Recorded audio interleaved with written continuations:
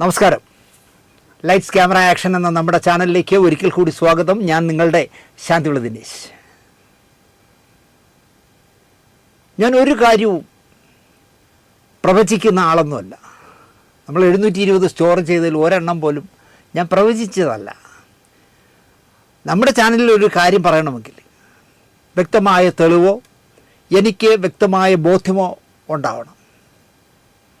എന്നിട്ട് ഞാൻ അതിനെപ്പറ്റി നന്നായിട്ട് അന്വേഷിക്കും. അതിനും എനിക്ക് നിരവധി സുഹൃത്തുക്കളുണ്ട് എനിക്ക് കാര്യങ്ങൾ പറഞ്ഞു തരാൻ. ഇപ്പം ഞാൻ വിളിച്ചിട്ട് ഒരു സംഭവം ഇങ്ങനെ സംഭവം കേട്ടല്ലോ, അതൊന്ന് അന്വേഷിച്ചിട്ട് പറ എന്ന് പറഞ്ഞാൽ അത് തിരുവനന്തപുരത്തായാലും എറണാകുളത്തായാലും കോഴിക്കോട്ടായാലും ചെന്നൈയിലായാലും എനിക്ക് ആളുണ്ട്. അതുകൊണ്ടാണ് ഈ ചെന്നൈയിലെ ഫോട്ടോയൊക്കെ വരുന്നത്. ഇപ്പോൾ ഉർവശിയുടെ സഹോദരൻ മരിച്ചപ്പോൾ ഒക്കെ നമ്മുടെ ഇതിൽ ഫോട്ടോ വന്നത് അതുകൊണ്ടാണ്. എനിക്കങ്ങനെ ഒരുപാട് ബന്ധങ്ങളുണ്ട്. അതിന് ശേഷമേ അത് ഉറപ്പായി എന്ന് എനിക്ക് ബോധ്യം വന്ന ശേഷമേ ഞാനൊരു സ്റ്റോറി പറയൂ. അതിനാലാണ് 720 സ്റ്റോറികൾക്കും നമുക്ക് വിശ്വാസ്യത കിട്ടുന്നത്. ആരെങ്കിലും പറയുന്നത് കേട്ട് ഒന്നും പറഞ്ഞിട്ടില്ല, ഇനി പറയുകയില്ല. ആരെങ്കിലും പറഞ്ഞാലൊന്നും അതൊന്ന് അന്വേഷിക്കട്ടെ എന്ന് പറയും. നമുക്ക് ചെയ്യാം കേട്ടോ, നോക്കട്ടെ. നമ്മുടെ സ്റ്റോറിയിൽ ഒരെണ്ണം പോലും പിൻവലിക്കേണ്ടി വരാത്തതും അതുകൊണ്ടാണ്. ഈ പഴയ കാലത്തെ സിനിമയുടെ പറയാൻ ആരും പിൻവലിക്കാൻ പറയില്ല. പക്ഷേ പുതിയ സംഭവങ്ങൾ നമ്മൾ പറയുമ്പോൾ സൈബർ കേസ് വരാൻ സാധ്യതയുണ്ട്, മാനനഷ്ട കേസ് വരാൻ സാധ്യതയുണ്ട്. അങ്ങനെയൊക്കെ ഉള്ളതുകൊണ്ട് ഇപ്പോൾ തന്നെ ബി ഉണ്ണികൃഷ്ണൻ എൻ്റെ പേരിൽ മാനനഷ്ട കേസും സിവിലും ക്രിമിനലും കൊടുത്തിരിക്കുകയല്ലേ. ഏറ്റവും വ്യക്തമായി അത് തെളിയിക്കാനുള്ള തെളിവുകളുണ്ട് എന്നാണ് എൻ്റെ വിശ്വാസം. അല്ലെങ്കിൽ ഒരാളെഴുതിയൊരു പുസ്തകമുണ്ട്, ആ പുസ്തകം കൊണ്ടൊന്ന് കോടതി കൊടുത്താലും മതി, അതിൻ്റെ വിശദീകരണം കൊടുത്താൽ മതിയല്ലോ. നമുക്ക് നോക്കാം. അപ്പോൾ നമ്മൾ പറയുന്നൊരു കഥ ആരെങ്കിലും എവിടെയെങ്കിലും ഇരുന്ന് പറയുന്ന ചപ്പടാച്ചികൾ വെച്ച് ചെയ്യേയില്ല. ഇതുവരെ ചെയ്തിട്ടില്ല, ഇനിയും ചെയ്യില്ല.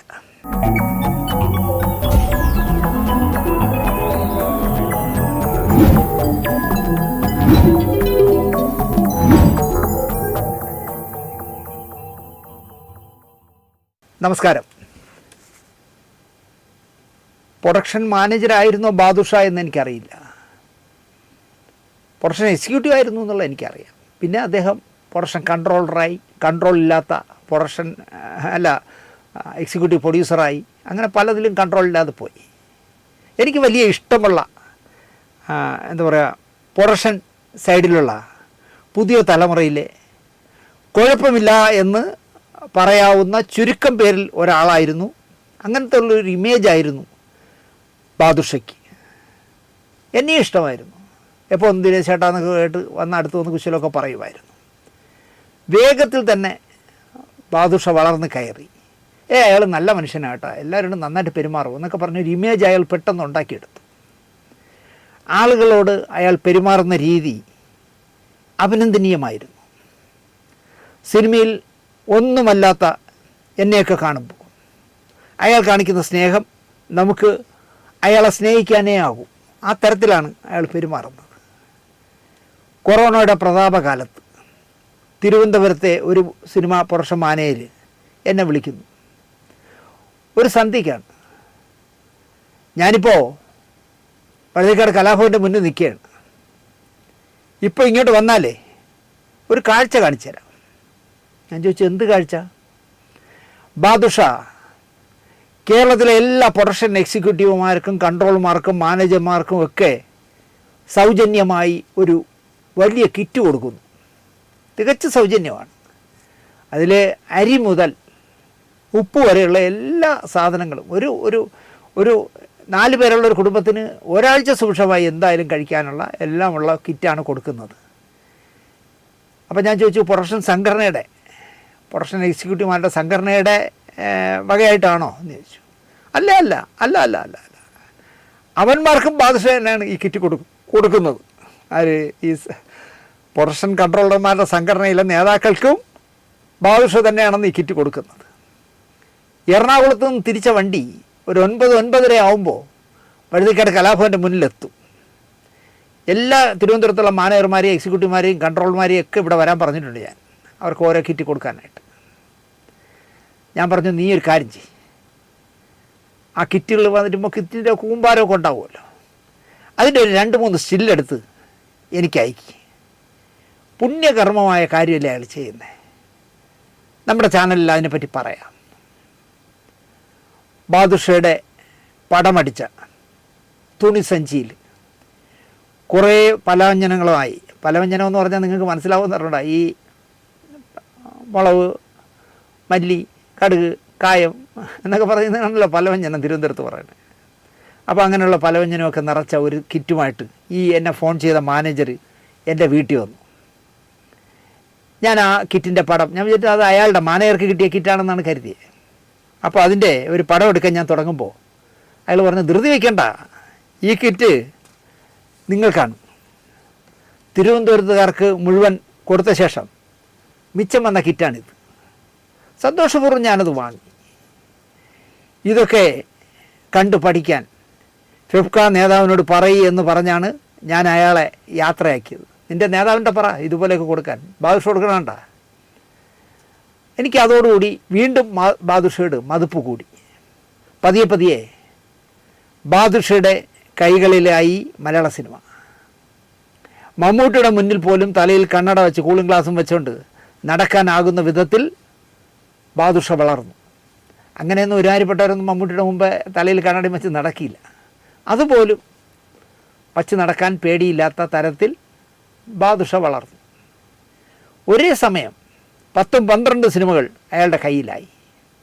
എല്ലായിടത്തും ഓരോ എക്സിക്യൂട്ടീവിനെയും കുറേ മാനേജർമാരെയും വച്ച് അയാൾ സിനിമകൾ ചെയ്തു. അയാൾ എങ്ങും പോകില്ല, ഒരു ഹോട്ടലിൻ്റെ മുന്നിൽ ഇങ്ങനെ നിൽക്കും. അവിടെ നിന്നുകൊണ്ട് ഫോണിൽ കൂടെയാണ് അദ്ദേഹം കൺട്രോൾ ചെയ്യുന്നത്. അയാളുടെ വലയിൽ വീണവർക്കൊക്കെ 8-10 പടങ്ങളും വാങ്ങിയിരുന്നതിൻ്റെ ശമ്പളം ഇരട്ടിയും വാങ്ങിക്കൊടുത്തു. ഒരേ സമയം 7-8 പടങ്ങളിലും. ചേട്ടാ 8 മുതൽ 12 വരെ മറ്റേവൻ്റെ പടത്തിൽ പോകട്ടോ, ഞാനാണ് കൺട്രോളർ. 13 മുതൽ ഒരു 18 വരെ ഇവൻ്റെ പടത്തിൽ പോകും. ഇങ്ങനെ ഓരോരുത്തരുടെ പടത്തിലേക്ക് വരുന്നത്. അപ്പോൾ ഇയാൾക്ക് പ്രിയപ്പെട്ട നടനോ നടിയോ ആണെങ്കിൽ അവർക്ക് വർഷം ഒരു 10, 15, 20 പടം കിട്ടുമായിരുന്നു. വാങ്ങിക്കുന്നത് ഇപ്പോൾ ഒരു ദിവസം പോയി ചെയ്താൽ ഒരു 20,000 രൂപ കിട്ടുമെങ്കിൽ ഇയാൾ 40,000 വാങ്ങിച്ചു കൊടുക്കുകയും ചെയ്യുമായിരുന്നു. ആ 40,000-ന് പിന്നെയാണ് ഞാൻ അറിയുന്നത് അതിനൊരു രഹസ്യമുണ്ടെന്ന്.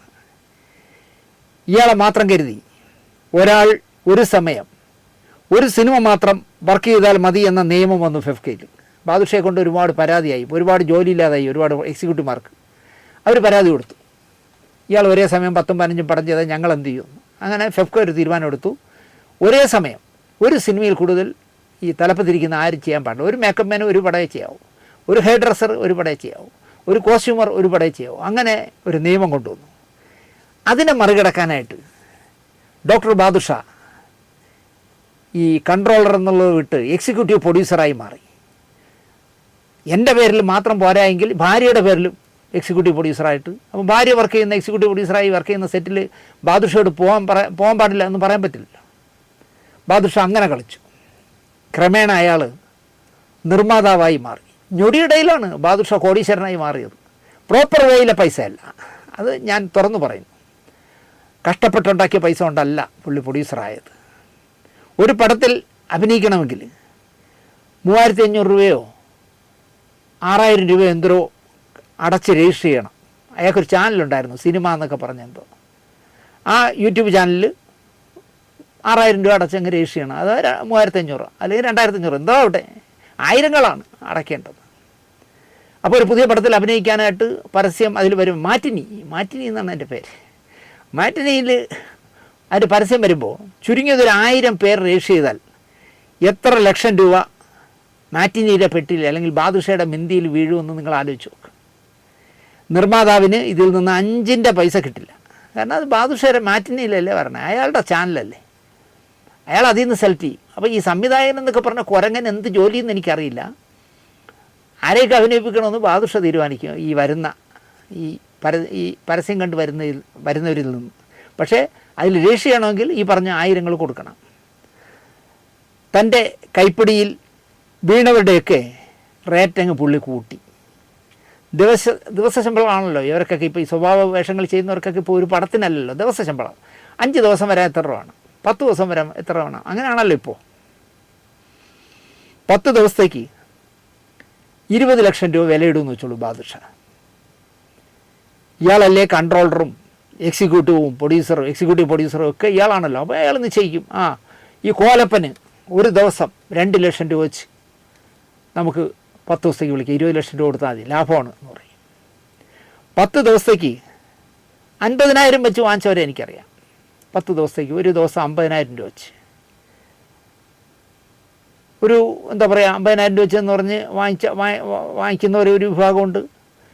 50,000 കിട്ടാൻ യോഗ്യതയില്ലാത്തവർക്ക് 1 ലക്ഷം വെച്ചോ 1.5 ലക്ഷം വെച്ചോ കൊടുത്താലും ഒന്നും ചെയ്യാതെ ലക്ഷങ്ങൾ മറിയും ഈ ഇനത്തിൽ. അതെങ്ങനെയെന്ന് ചോദിച്ചാൽ, ഇപ്പോൾ ദിവസം 50,000 രൂപ ശമ്പളം എന്ന് വെച്ചോളൂ. അങ്ങനെ 50,000 രൂപ വെച്ച് ബാധുക്ക വിളിച്ച് സംസാരിക്കും. ഡേയ് നീ ഇപ്പോൾ എത്ര വാങ്ങിക്കണേ? ഞാൻ 50 ചോദിക്കും. 50 ചോദിച്ചാൽ നമ്മൾ 40-30 ഒക്കെ ആയിരിക്കുമല്ലോ കൊടുക്കണേ. നിനക്ക് 75,000 രൂപ വെച്ച് തരാം, അല്ലെങ്കിൽ ഒരു ലക്ഷം രൂപ വെച്ച് തരാം. അങ്ങനെ കേൾക്കുമ്പോൾ ഏത് നടീനടന്മാരായാലും തുള്ളിച്ചാടും ഇല്ലേ? ഉടനെ തങ്ങൾ ചട്ടിയിലാകുമെന്ന് ഈ മണ്ട ശിരോമണികൾക്ക് ചിന്തിച്ചതേയില്ല. ബാദുഷയെ അങ്ങ് അന്ധമായി വിശ്വസിച്ചു. നിനക്ക് ദിവസം 1 ലക്ഷം ശമ്പളം അല്ലേ? ആ ശാന്തിവിള ദിനേശനെ വിളിക്ക്, ഒരു നാളേക്ക് 10,000 രൂപ വെച്ച് കൊടുത്താലും ലാഭമാണ്. 1 ലക്ഷം നിനക്ക് തരണതിന് വരും 10,000 രൂപ ദിനേശന് കൊടുത്താൽ പോലെ. സ്റ്റാർ ഹോട്ടൽ കൊടുക്കണ്ട, ഫ്ലാറ്റായാലും മതി, മദ്യം വാങ്ങി കൊടുക്കണ്ട, ഒരു കോഴി നിർത്തിപ്പൊരിച്ചതും കിടത്തി ഒലത്തിയതും ഒന്നും കൊടുക്കണ്ട, തിരുവനന്തപുരത്ത് നിന്ന് കാർ പിടിച്ച് വരില്ല, ട്രെയിൻ ടിക്കറ്റ് മതി. ഇങ്ങനെ പല ദിനേശുമാർ ഇറങ്ങിയപ്പോഴാണ് അപകടം ചില നടീനടന്മാർക്ക് മനസ്സിലായത്. ഇതുപോലുള്ള ആളുകളായി ബാദുഷ പ്രൊമോട്ട് ചെയ്യാൻ തുടങ്ങിയത്. ബാദുക്ക 8 പടത്തിന് തരാനുള്ള കാശെടുത്ത് മറിച്ചത് നമുക്ക് ചോദിക്കാം, കടം വാങ്ങിയ പണം ചോദിക്കാം. കാര്യങ്ങൾ കൈവിട്ടുപോയി. കാരണം ഇങ്ങനെ കുറേ കാശ് ബാദുക്കയുടെ കയ്യിലായി പലരുടെയും. ബാദുഷ നിർമ്മിച്ച ഇപ്പോൾ റിലീസ് ചെയ്യാനുള്ള റേച്ചലിലാണ് മലയാള സിനിമയിലെ പല നടീനടന്മാരുടെയും ടെക്നീഷ്യന്മാരുടെയും നിലനിൽപ്പ് എന്ന് പറഞ്ഞാൽ അതിശയോക്തിയില്ല. ഈ പടം ഓടിയാൽ വാങ്ങിയവരുടെയൊക്കെ കടം തീർത്തെടുക്കാനാവും ബാദുഷയ്ക്ക്. റേച്ചൽ വീണാൽ ബാദുഷ എന്ന സിനിമാക്കാരൻ്റെ നിലനിൽപ്പ് അവതാളത്തിലും ആകാം എന്നാണ് മുൻകൂട്ടി തന്നെ ഞാൻ പറയുന്നത്. കാരണം വലിയ താരങ്ങളൊന്നുമില്ല. ഹണി റോസൊക്കെയാണ് അഭിനയിച്ചിരിക്കുന്നത്. പക്ഷേ അതിൽ ഹണി റോസിൻ്റെ റേച്ചൽ എന്ന ക്യാരക്ടറിനെ കുറിച്ച് എന്നോട് പലരും പറഞ്ഞത് അടുത്ത വർഷത്തെ സംസ്ഥാന അവാർഡ് വരെ നേടാം, അത്രയും ശക്തമായ വേഷമെന്നാണ് പറഞ്ഞത്. ഇറച്ചി കച്ചവടക്കാരി എന്തുവാണ്, ഇറച്ചി വെട്ടുകാരി. അപ്പോൾ ആ പടം ഇപ്പം പെട്ടിയിലിരിക്കുകയാണ് കുറേ കാലമായിട്ട്, പൈസ ഇല്ലാതെ. കാശ് കൊടുക്കാനുള്ളവരോടൊക്കെ ബാദുക്ക പറഞ്ഞിരിക്കുന്നത് റേച്ചലൊന്ന് ഇറങ്ങിക്കോട്ടെ, ഒന്ന് ക്ഷമിക്കും എന്നാണ് പറഞ്ഞിരിക്കുന്നത്. എന്നോട് തന്നെ പലരും പറഞ്ഞു. ഞാൻ ആ പ്രതീക്ഷയിലിരിക്കുകയാണെന്ന്. ഈ പടം ഓടിയാൽ പൈസ കിട്ടും. പടം ഓടിയില്ലെങ്കിൽ ഈ കടം കൊടുക്കാനുള്ളവരെല്ലാവരും കൂടെ വളഞ്ഞിട്ട് കൊത്തും ബാദുഷയെ. കണിച്ചക്കാരനായ, കർക്കശക്കാരനായ, സിനിമ എന്തെന്ന് പഠിച്ച, സിനിമാക്കാർക്ക് പറ്റിക്കാൻ നിന്നു കൊടുക്കാത്ത ഒരു നിർമ്മാതാവ് മലയാള സിനിമയിലുണ്ടായിരുന്നു. ആദ്യകാലത്ത് അദ്ദേഹത്തെ അറിയപ്പെട്ടിരുന്നത് ജഗൻ അപ്പച്ചൻ എന്നായിരുന്നു. പിന്നെ അദ്ദേഹം സാഗ പിക്ചേഴ്സ് തുടങ്ങിയപ്പോൾ സാഗ അപ്പച്ചൻ എന്നായി വിളിക്കുന്നവർ. ഒരുപാട് അപ്പച്ചന്മാരുണ്ടല്ലോ ഇവിടെ. വാളക്കുഴി അത് ഔസേപ്പച്ചനാണ്. സർഗചിത്ര അപ്പച്ചനുണ്ട്, നവോദയ അപ്പച്ചനുണ്ട്, പുന്നപ്പറ അപ്പച്ചനുണ്ട്. ഇങ്ങനെ അപ്പച്ചന്മാരും ഔസേപ്പന്മാരും ഒക്കെ ഒരുപാടുണ്ടല്ലോ. ഇദ്ദേഹത്തെ അറിയപ്പെടുന്നത് സാഗ പിക്ചേഴ്സിൻ്റെ അപ്പച്ചൻ, സാഗ അപ്പച്ചൻ എന്നാണ്. അപ്പച്ചൻ സിനിമയിൽ വന്നിട്ട് 46 വർഷമാകുന്നു. അദ്ദേഹം ആദ്യം നിർമ്മിച്ചത് 1986-ലാണ്. 1980-ലാണ് ഭരതൻ സംവിധാനം ചെയ്ത മനോഹരമായ സിനിമയായിരുന്നു ജോൺ പോൾ എഴുതിയ ചാമരം. പ്രതാപൊത്തന് മനോഹരമായ, സെറീനവാഹവും മനോഹരമായി അഭിനയിച്ച MG രാധാകൃഷ്ണൻ്റെ സംഗീത സംവിധാനത്തിൽ ബിച്ചു പൂച്ചൽ ഖാദർ എഴുതിയ മനോഹരമായ ഗാനങ്ങളുള്ള നല്ലൊരു പ്രണയ ചിത്രമായിരുന്നു. വലിയ വിജയമായി. പിന്നാലെ അദ്ദേഹം രക്തവും ചക്കരവുമ്മയും യോദ്ധയും പഞ്ചാബി ഹൗസും ഒക്കെ അടക്കം 18ഓളം സിനിമകൾ നിർമ്മിച്ചു. അതിൽ ഈ ഏറ്റവും ലാഭം കിട്ടിയ സിനിമകളിൽ 1-2 ആണല്ലോ യോദ്ധയും പഞ്ചാബി ഹൗസും ഒക്കെ. പഞ്ചാബി ഹൗസ് എടുത്തതോടുകൂടി അദ്ദേഹം നിർമ്മാണം അങ്ങ് നിർത്തി. ഇനി സ്വരം നന്നായിരിക്കുമ്പോൾ പാട്ട് നിർത്തണം എന്ന് പറഞ്ഞ പോലെ അദ്ദേഹം അതങ്ങ് നിർത്തി. പക്ഷേ മനസ്സിലാക്കേണ്ട ഒരു കാര്യം എന്താണെന്ന് ചോദിച്ചാൽ 18 സിനിമകൾ സാഗ അപ്പച്ചൻ നിർമ്മിച്ചിട്ട് 18 സിനിമയും ലാഭമായിരുന്നു എന്നുള്ളതാണ്. ഒരു സിനിമയും അപ്പച്ചന് നഷ്ടം വരുത്തിയിട്ടില്ല. മറ്റൊരു നിർമ്മാതാവിനും അപ്പച്ചൻ്റെ വിജയം അവകാശപ്പെടാനും ആവില്ല. ഏതു നിർമ്മാതാവിനെ എടുത്തു നോക്കൂ. ഇപ്പോൾ തുടരുമെടുത്ത കോടികൾ എണ്ണിയാൽ തീരാത്ത വരുമാനം ഉണ്ടാക്കുന്ന രഞ്ജിത്ത് എത്ര സിനിമ എടുത്തു, ഏതൊക്കെ പൊളിഞ്ഞു. സുരേഷ് കുമാർ എത്ര സിനിമകൾ, ആറാം തമ്പുരാനടക്കം എത്ര സിനിമകൾ ഓടി, എത്ര സിനിമകൾ പൊളിഞ്ഞു. ഇങ്ങനെ നോക്കിയാൽ വിജയിച്ചവരുടെ പിന്നിൽ തന്നെ പൊളിഞ്ഞ ഒരുപാട് സിനിമകളുണ്ട്. ഒരു അവകാശവാദവും സാഗാ അപ്പച്ചനില്ല. അതേ ഒരു നല്ല ഇൻ്റർവ്യൂ പോലും കൊടുത്തിട്ടില്ല എന്നുള്ളതാണ് സത്യം. എല്ലാവരോടും നന്നായി പെരുമാറുന്ന, തൻ്റെ സിനിമയെ മാത്രം ശ്രദ്ധിക്കുന്ന മനുഷ്യൻ്റെ വിജയത്തിൽ ഒരു പ്രധാന ഘടകം എന്ത് എന്ന് എന്നോട് ചോദിച്ചാൽ, തന്നേക്കാൾ വിശ്വസ്തനായ, തന്നേക്കാൾ തൻ്റെ സിനിമയെ ശ്രദ്ധിക്കുന്ന ഒരാളെ തൻ്റെ സിനിമകളെ ഏൽപ്പിച്ചു എന്നുള്ളതാണ്. അതാരെന്നറിയോ? അന്ന് കൺട്രോളറൊന്നുമില്ല, പ്രൊഡക്ഷൻ എക്സിക്യൂട്ടീവ് ഷൺമുഖണ്ണൻ, KR ഷൺമുഖം എന്ന് പറഞ്ഞ മനുഷ്യനെയാണ് ഇദ്ദേഹം നിർമ്മാണമെല്ലാം ഏൽപ്പിച്ചത്. ഇരുവരും കൂടി വിജയങ്ങൾ കൊയ്തെടുത്തു. 10 ലക്ഷം ചിലവ് വരുന്നിടത്ത് 9.5 ലക്ഷത്തിൽ ആ കാര്യം തീർത്തെടുക്കും ഷൺമുഖണ്ണൻ. സാഗാ അപ്പച്ചൻ നമ്മുടെ ജയരാജിനെ കൊണ്ട് സോപാനം എടുക്കാൻ തീരുമാനിച്ചു. ഈ സിനിമയിൽ ശങ്കരാഭരണം സോമയാജുലു വേണം എന്നുള്ള കാര്യം എല്ലാവരും കൂടി ഇങ്ങ് തീരുമാനിച്ചു. സോമയാജുലു ഈ പടത്തിൽ വേണം. തെലുങ്കിലും തമിഴിലും തകർത്തഭിനയിക്കുന്ന IAS-കാരനായ സോമയാജുലു വരാൻ സാധ്യതയില്ല എന്ന് കോമൺ സെൻസുള്ള എല്ലാവർക്കും അറിയാം. അദ്ദേഹത്തെ കിട്ടാൻ സാധ്യത കുറവാണ്. വർഷങ്ങളോളം അദ്ദേഹത്തിൻ്റെ ഡേറ്റുകൾ വിറ്റുപോയിരിക്കുകയാണ്. എങ്ങനെയും വീഴ്ത്തണമെന്ന് സാഗാ അപ്പച്ചൻ ശട്ടം കെട്ടി ഷൺമുഖണ്ണനോട്. അണ്ണൻ അഡ്വാൻസുമായി മദ്രാസിന് പോയി. 2 ലക്ഷം രൂപയോ മറ്റോ ആണ് അന്ന് സോമയാജുലു വാങ്ങുന്നത്. അതാണ് അദ്ദേഹത്തിൻ്റെ, അല്ലെങ്കിൽ മലയാളം ഈ സോപാനത്തിൽ 2 ലക്ഷം രൂപ കൊടുക്കാൻ തീരുമാനിച്ചു. അതാണ് അതിൻ്റെ ബഡ്ജറ്റ്. അല്ല, 2 ലക്ഷം ഒന്നും കൊണ്ട് വരാൻ പറ്റില്ല, എനിക്ക് തെലുങ്കിലും തമിഴിലും ഡേറ്റൊക്കെ ഉള്ളതല്ലേ, ഞാൻ വരുന്നില്ല എന്ന് അയാൾ കടുംപിടുത്തം പിടിച്ചാൽ 3 ആയാലും വിടണ്ട എന്നാണ് ഷൺമുഖണ്ണൻ കൊടുത്ത നിർദ്ദേശം. അങ്ങനെ ഷൺമുഖണ്ണനല്ല, സാഗാ അപ്പച്ചൻ ഷൺമുഖണ്ണന് കൊടുത്ത നിർദ്ദേശം. ഷൺമുഖണ്ണൻ സോമയാജുലുവിനെ വീട്ടിൽ പോയി കണ്ടു. ആഗമന ഉദ്ദേശം പറഞ്ഞു, ചെയ്യാൻ പോകുന്ന സിനിമയുടെ കഥ പറഞ്ഞു, സംവിധായകൻ ജയരാജിനെക്കുറിച്ച് വിശദമായി പറഞ്ഞു, നിർമ്മാതാവ് സാഗാ അപ്പച്ചനെക്കുറിച്ചും പറഞ്ഞു. സമ്മതം, അഡ്വാൻസും കൊടുത്ത് ഷൺമുഖണ്ണൻ മടങ്ങി. അപ്പച്ചൻ എന്താ പറയുക, ഷൺമുഖണ്ണനെ കാത്തിരിക്കുക സ്വാഭാവികമാണല്ലോ. മടങ്ങി വന്നപ്പോൾ ഡേറ്റ് ഓക്കെ ആയി എന്നറിഞ്ഞപ്പോൾ ഷൺമുഖണ്ണനോട് സാഗാ അപ്പച്ചൻ ചോദിച്ചു, എത്രയിൽ ഒതുക്കി ഷൺമുഖണ്ണ? 1.35 ഒതുക്കിയെന്ന് ഷൺമുഖണ്ണൻ. 1,35,000 രൂപ ഒതുക്കി. 2 ലക്ഷം രൂപ ബജറ്റ് ഇട്ടു. 3 ചോദിച്ചാലും കൊടുത്തേരെ എന്നാണ് പറഞ്ഞത്. പക്ഷേ ഷൺമുഖണ്ണൻ പോയി 1,35,000 രൂപയ്ക്ക് സോമയാജുലിനെ ഒതുക്കി. ഇത്തരം കൺട്രോളർമാർ ഇപ്പോഴില്ല.